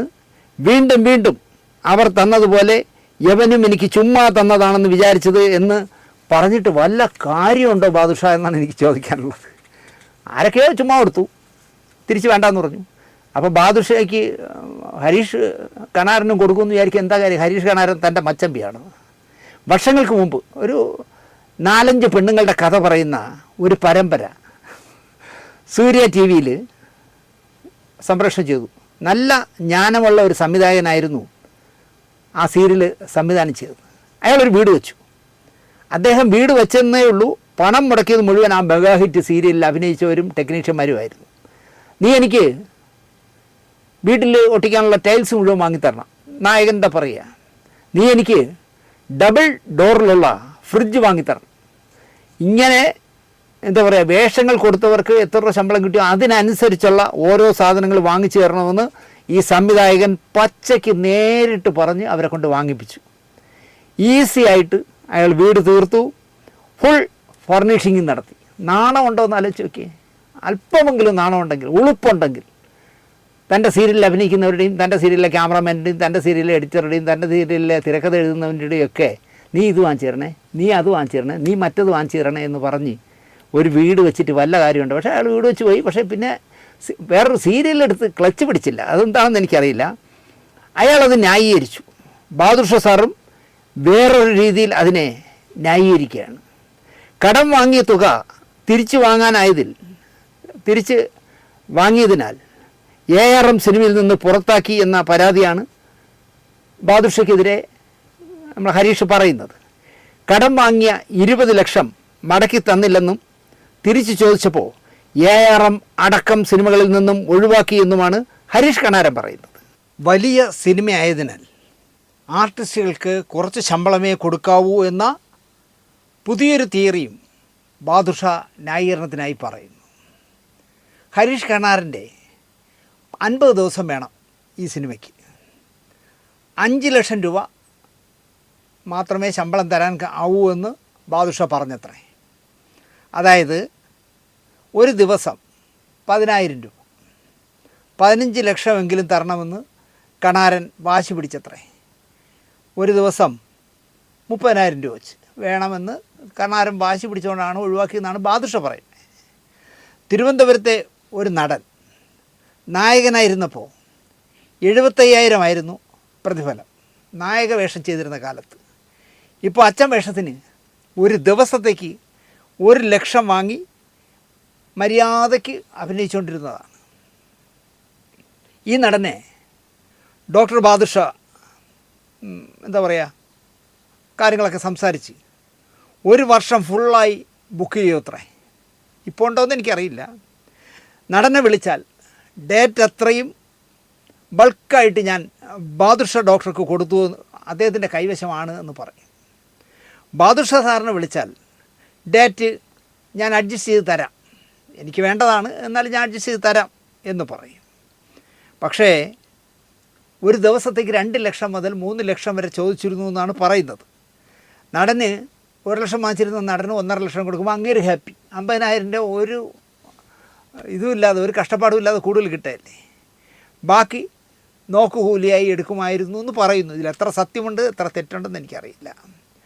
30 ദിവസം വാങ്ങിച്ചാൽ 1.5 ലക്ഷം രൂപ വെച്ച് ആ നടന് 45 ലക്ഷം രൂപ കിട്ടും ശമ്പളം.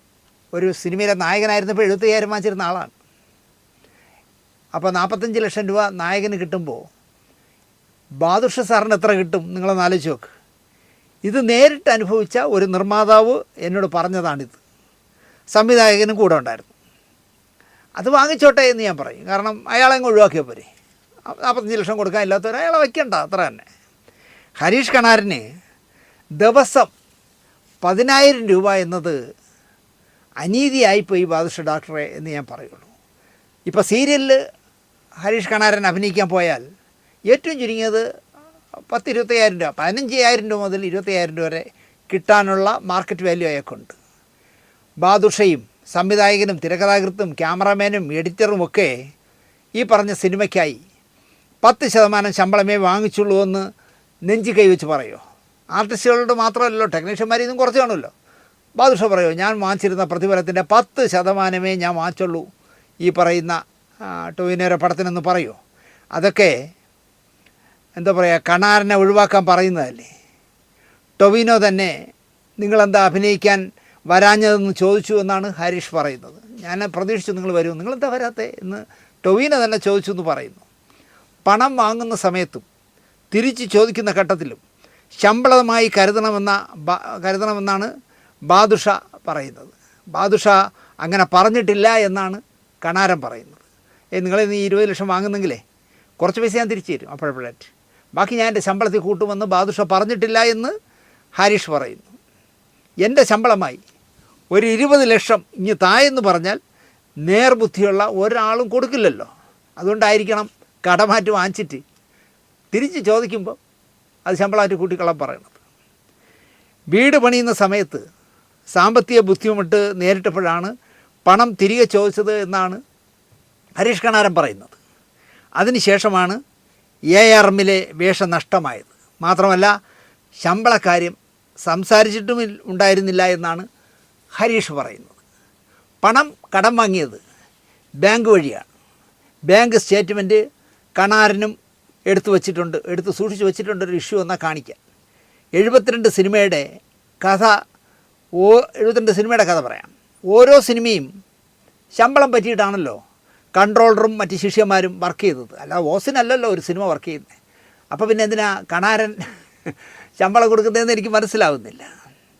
അവരോട് ഹരീഷിനെ വിളിക്ക് എന്ന് സംവിധായകനോ നിർമ്മാതാവോ പറഞ്ഞിട്ട് വിളിക്കുന്നതിന് ആ നടൻ ശമ്പളം തരണം എന്ന് പറയുന്ന ന്യായം എന്താണെന്നും എനിക്ക് മനസ്സിലാവുന്നില്ല. ബാദുഷ നമ്മുടെ മറ്റേ ക്യാരക്ടർ ഞാനേ ആ ഹരീഷ് കണാരനെ വിളിക്കും. അപ്പോൾ ഹരീഷ് കണാരനെ വിളിക്കുന്നു, ശമ്പളം പറയുന്നു, ഫിക്സ് ചെയ്യുന്നു, വയ്ക്കുന്നു. അതിന് കഴിഞ്ഞ 5 വർഷത്തെ ശമ്പളം തരണമെന്ന് ഹരീഷ് തരണമെന്ന് പറഞ്ഞത് എനിക്ക് മനസ്സിലാവുന്നില്ല. ARMൻ്റെ സംവിധായകൻ അയച്ച മെസ്സേജും ഹരീഷ് കണാരൻ്റെ കയ്യിലുണ്ട്. ഹരീഷ് ഭായ്, നമ്മളത്രയും ശ്രമിച്ചിരുന്നു ഈ പടത്തിൽ നിങ്ങളെ ഉൾക്കൊള്ളിക്കാൻ. ഇയാൾ പറഞ്ഞത് ഡേറ്റ് ഇല്ല ഹരീഷിന് എന്നാണ്. വീണ്ടും ചോദിക്കുമ്പോൾ ഫോൺ എടുക്കുന്നില്ല, ഒരു റെസ്പോൺസും ഇല്ല എന്നൊക്കെയാണ് സംവിധായകൻ മെസ്സേജ് അയച്ചു കൊടുത്തിരിക്കുന്നത്. ഇങ്ങനെയൊക്കെയാണ് നമ്മളെ ഡോക്ടർ ബാദുഷ സംവിധായകനോടും നിർമ്മാതാവിനോടൊക്കെ പറഞ്ഞിരിക്കുന്നത്. ആലോചിച്ച് നോക്കിയേ, അയാൾക്ക് ഡേറ്റ് ഇല്ല, ഈ സമയത്ത് വരാൻ പറ്റില്ല എന്ന്. അയാൾ ഒരു പണിയില്ലാതെ വീട്ടിൽ കുത്തിയിരിക്കുക. പക്ഷേ ഡേറ്റ് ഇല്ല എന്നാണ് ബാദുഷ സാർ പറയുന്നത്. അല്ലെങ്കിൽ പറയും ഒരു റെസ്പോൺസും ഇല്ല കേട്ടോ വിളിച്ചിട്ട്. നമ്മൾ വിളിച്ചിട്ട് എടുത്തില്ലെങ്കിൽ തിരിച്ച് വിളിക്കണ്ടേ, അയാൾ വിളിക്കുന്നില്ല കേട്ടോ, നമുക്ക് വേറെ ആരെങ്കിലും നോക്കാം എന്ന് പറഞ്ഞ് ഇങ്ങനെയാണ് ഇവർ ആളുകളെയൊക്കെ മാറ്റുന്നത്. ഈ ഇഷ്യൂവിന് ശേഷവും ബാദുഷയും ഭാര്യയും അയച്ച മെസ്സേജും ഹരീഷ് കണാരൻ്റെ കയ്യിലുണ്ട്. നമുക്കിത് പറഞ്ഞു തീർക്കാം. പഴയ ബാദുഷയും പഴയ ഹാരിഷുമായി മുന്നോട്ട് പോകാം എന്നൊക്കെയാണ് മെസ്സേജ് അയച്ചിരിക്കുന്നത്. അച്ചിമാരെന്ന് പറഞ്ഞാൽ തിരുവനന്തപുരത്ത് പറഞ്ഞ അച്ചിയെ മനസ്സിലാവുന്നത് ബീവിയില്ലേ ബാദുഷ, ഭാര്യ. അവരെയൊക്കെ ഈ സിനിമാ കാര്യങ്ങളിൽ എന്തിനാണ് ബാദുഷ ഇടപെടുത്തുന്നത് എന്ന് എനിക്ക് മനസ്സിലാവുന്നില്ല. അതുകൊണ്ടാണ് അവർക്കും മോനും ഒക്കെ സങ്കടം വരുന്നത്. മനസ്സിലായില്ലേ? നിങ്ങൾ ചെയ്യേണ്ട ജോലി എന്തിനാണ് നിങ്ങളെ ഭാര്യയെ കൊണ്ടൊക്കെ മെസ്സേജ് അയപ്പിക്കുന്നത്? ഞാൻ മദ്യപിക്കും, ഹരീഷ് പറയുകയാണ്. മദ്യപിച്ച് ഒരു സെറ്റിലും ചെന്നിട്ടില്ല. ഒരിക്കൽ ഒരേ ഒരു തവണ സ്റ്റേജ് ഷോയിൽ മദ്യപിച്ച് കയറിപ്പോയി. സ്റ്റേജിൽ നിന്ന് തന്നെ ഇക്കാര്യം ഞാൻ തുറന്നു പറഞ്ഞുവെന്നും ഹരീഷ് കണാരൻ പറയുന്നു. അല്ലാതെ ഞാൻ ഷൂട്ട് സെറ്റിൽ മദ്യപിച്ചുകൊണ്ട് ചെല്ലാറില്ല. ഒരു സ്റ്റേജ് ഷോയിൽ അറിയാതെ അടിച്ച് ഫിറ്റായിട്ട് ചെന്നു. അത് ഞാൻ മൈക്കിലൂടെ ഞാൻ ഫിറ്റാണെന്ന് പറയുകയും ചെയ്തു എന്ന് പറയുന്നു. അവിടെ നാട്ടുകാർ പൊങ്കാല ഇട്ടില്ലെന്ന് ഹരീഷ് കണാരൻ പറയുന്നില്ല. ബാദുഷ പ്രൊഡക്ഷൻ കൺട്രോളറായ സിനിമയിലാണ് ഭൂരിഭാഗവും താൻ അഭിനയിച്ചതെന്നും ഹരീഷ് കണാരൻ തുറന്നു പറയുന്നു. അതാണ് ഹരീഷെ തൻ്റെ പ്രധാന പ്രശ്നം. വല്ലവനും വിളിച്ച് നിൻ്റെ ഡേറ്റ് മൊത്തം എനിക്ക് താ, നിനക്ക് നിറയെ അവസരങ്ങൾ ഒപ്പിച്ചു തരാം, നിനക്കിപ്പോൾ 1 ലക്ഷം ഒരു ദിവസം ശമ്പളമെങ്കിൽ ഞാൻ 1.5 ലക്ഷം വാങ്ങിച്ചു തരാം എന്ന് പറയുമ്പോൾ ഹരീഷ് ചാടരുതായിരുന്നു. അതിനൊക്കെ നമ്മുടെ ആ ഇന്ദ്രൻസിനെ കണ്ട് പഠിക്കണമെന്ന് ഹരീഷ് കണാരനോട് ഞാൻ പറയും. ഇത് ചുളു പരിപാടിയായില്ലേ?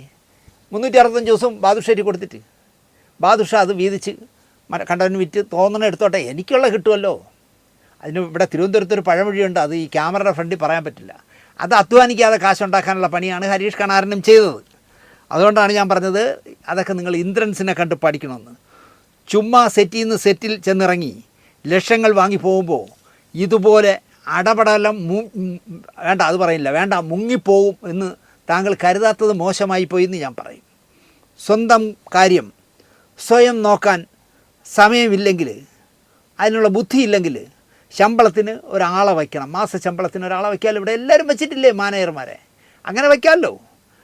അപ്പോഴും കണാരൻ ഒരു കാര്യം ഓർക്കണം, 24 മണിക്കൂർ എന്നുള്ളത് 48 മണിക്കൂറായാൽ പോലും തികയാത്ത അത്രയും തിരക്കുണ്ടായിരുന്ന ജഗദീഷ് കുമാറിനും ഒടുവിൽ ഉണ്ണികൃഷ്ണനും കുതിരവട്ടം പപ്പൂരും സുകുമാരി ചേച്ചിക്കും കബീർ പൊന്നമ്മയ്ക്കും ഒന്നും ഒരു പ്ലഗും കൂടെ ഇല്ലായിരുന്നു എന്ന് നിങ്ങൾ ഓർക്കണം. അവരൊക്കെ 10-40 വർഷം പണിയെടുക്കാൻ അറിയാമെന്നുള്ളതുകൊണ്ട് അവർ ഭംഗിയായിട്ട് സെറ്റുകളിൽ ആരെയും പാര വയ്ക്കാതെ അവർ ജോലി ചെയ്തിരുന്നു. അവരാരും സ്വന്തം തല വേറൊരു ഡോക്ടറുടെ കഷത്ത് കൊണ്ട് വച്ചിട്ടേ ഇല്ല. ആ കാര്യം ഹരീഷ് കണാരന്മാർ ഓർക്കണം. ഡോക്ടർ ബാദുഷാ നാണക്കേട് കാരണം മോൻ പഠിക്കാൻ പോകുന്നില്ല എന്ന് പരാതി പറയുന്നു. ഭയങ്കര വിഷമിച്ച് ഗ്ലിസറിനൊന്നും ഇല്ലാതെ തന്നെ ഇങ്ങനെ കാക്കിയൊക്കെ പറയുന്നുണ്ട്. ഇങ്ങനെ കാക്കി മോന് കോളേജിൽ പോകാൻ പറ്റുന്നില്ല എന്നൊക്കെ പറയുന്നു. മോന് പഠിക്കാൻ പോകാൻ പറ്റുന്നില്ലെങ്കിൽ അത് താങ്കളുടെ കയ്യിലിരിപ്പും ചിലരുടെ പ്രാക്കും കൊണ്ടാണ് എന്ന് ഇനിയെങ്കിലും ബാദുഷ മനസ്സിലാക്കുന്നത് നല്ലത്. അത് താങ്കൾ തന്നെയാണ് പരിഹരിക്കേണ്ടത്.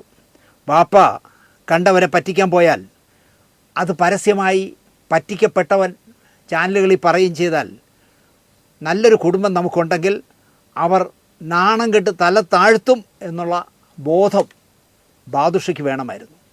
ആ ചിന്തയാണ് ഡോക്ടർ ബാദുഷയ്ക്ക് ഇല്ലാതെ പോയത്.